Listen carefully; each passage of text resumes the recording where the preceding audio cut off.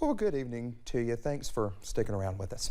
If you have little ones, you know how difficult it can be to slather them up in sunscreen to protect their delicate skin from the sun. Dermatologists report one childhood sunburn can increase risk for melanoma, the deadliest form of skin cancer. Regardless of the type of sunscreen you are applying to your child, you will want to use a good coat that requires rubbing it. Dermatologists say waxy sunscreen sticks may be a good option for kids' faces because they go on easily and stick well and won't run into their eyes. Studies have shown that most of our sun exposure happens in childhood. We're outside running around playing, we're playing sports, we're outside a lot, and that's when we get a lot of our sun exposure. So it's really important to think about sunscreen and sun protection at a very young age. Dermatologists also say to be sure you don't miss any spots when putting on sunscreen, like around the eyes.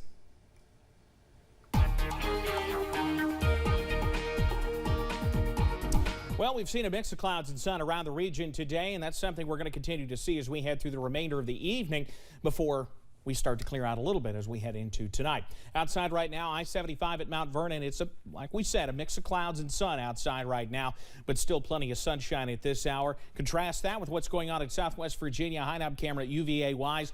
We're mostly overcast, though we do have a little bit of sunshine out there in some parts of the region. Same thing as we hop the Kentucky-Virginia border, head on back over to Whitesburg, sitting in the low 80s right now. But how about that dew point in the upper 40s?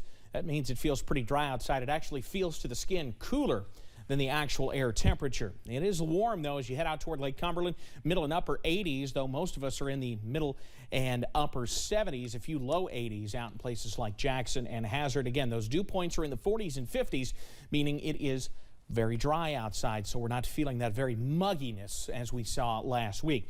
Pinpoint Doppler showing a few showers trying to get going across portions of the Big Sandy, but for the most part, things are A-OK.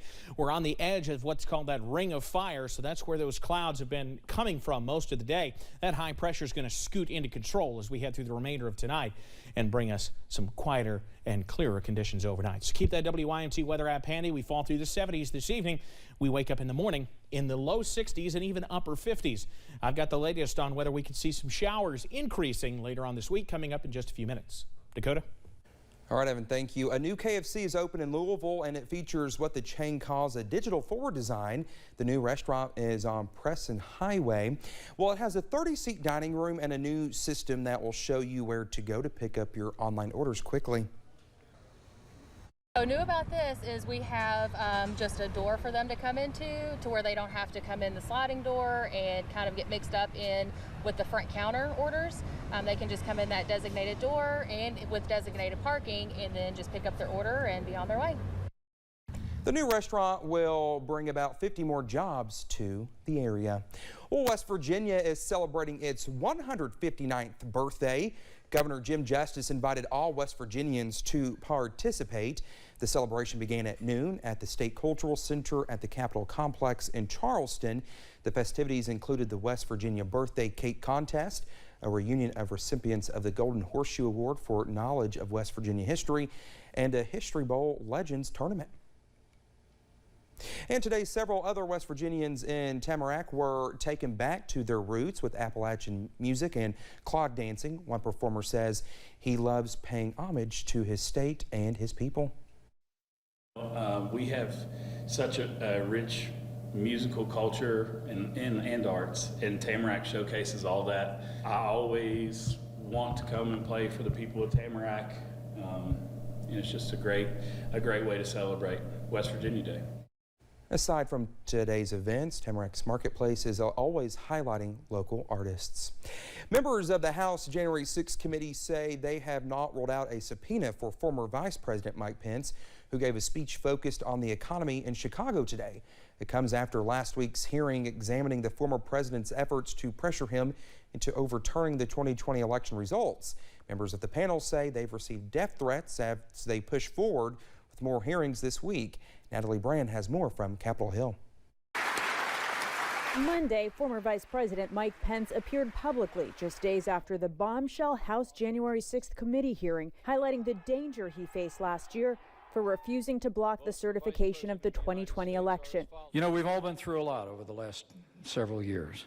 A global pandemic, social unrest, A divisive election, a tragic day in our nation's capital. Former President Donald Trump attacked his former vice president in rallies over the weekend, and he continued to spread the false election claims at the center of this month's congressional hearings. We had a rigged and stolen election. The former president is continuing on his campaign to undercut confidence in the election system. Committee members have warned of a continued risk of political violence. Congressman Adam Kinzinger, one of 2 Republicans on the panel, tweeted a picture of a letter sent to his wife containing a threat to execute him and his family. There is violence in the future, I'm going to tell you.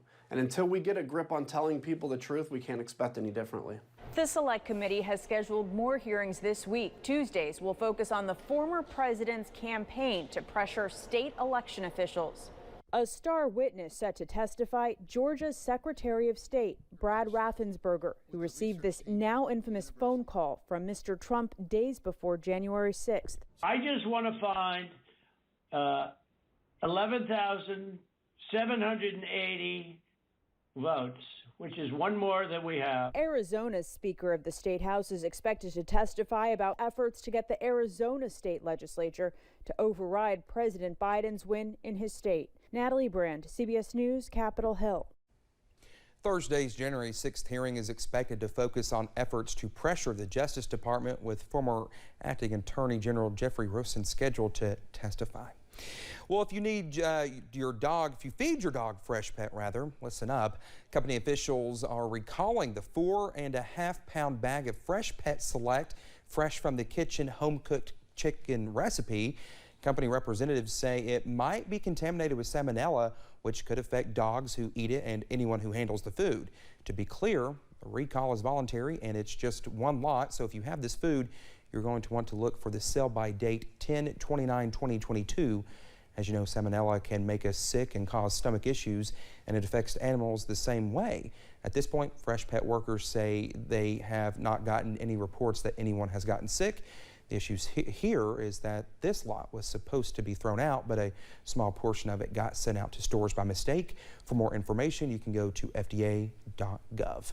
No mystery here, it's just sold out really quickly. Airbnb and Warner Brothers offered an overnight stay in the Mystery Machine from the Scooby-Doo live-action film, and it sold out within minutes.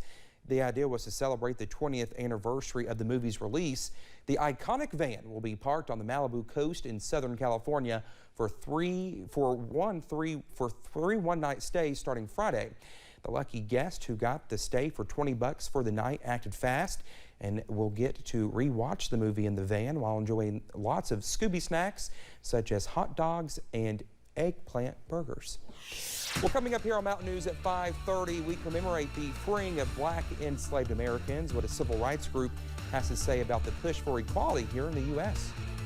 And just a few hours away from summer's return in every sense of the word, the details on a toasty week are coming up.